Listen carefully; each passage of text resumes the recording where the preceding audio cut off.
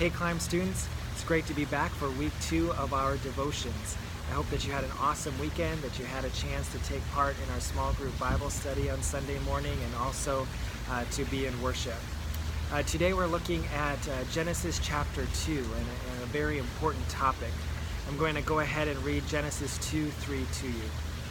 So God blessed the seventh day and he made it holy, because on it God rested from all his work that he had done in creation. I want you to think for a moment. Would you say that your life is characterized by a lot of downtime? Do you often find yourself with nothing to do?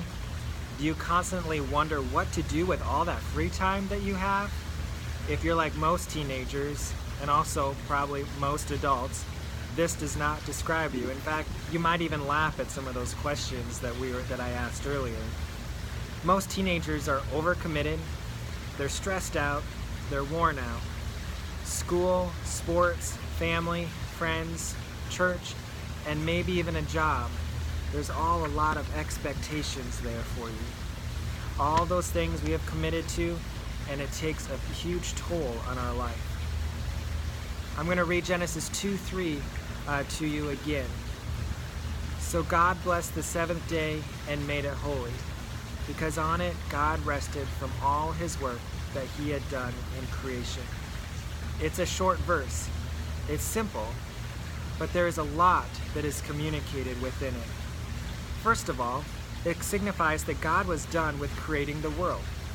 He had acted powerfully to craft all the things as he saw fit. He was done. Secondly, out of the reverence of the work that he had done, God made that day holy. That means it was special, it was different, it was set apart. But what made it different? That's the third point. It was different because it was a day of rest.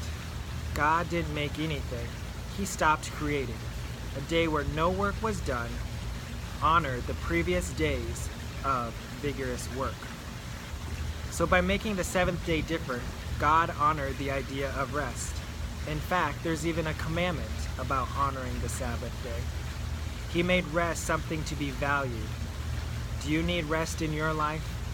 Do you ever make time to just stop? God made you in his image, remember? That means you need rest too. What can you do this week to carve moments of peace?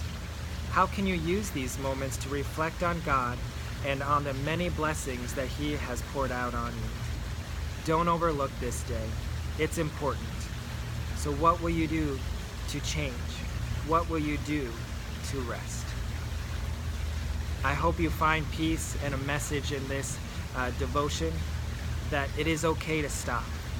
It's okay to take time for yourself. It's okay to take time for God. Sometimes it's just being still and listening, thinking about your blessings, as the devotion said. Maybe it's just listening to Christian music. Maybe it's just taking time in prayer or to dig deeper in Scripture. Take that time this week, and may God bless you as you do that. And we'll see you tomorrow for our second day of devotions.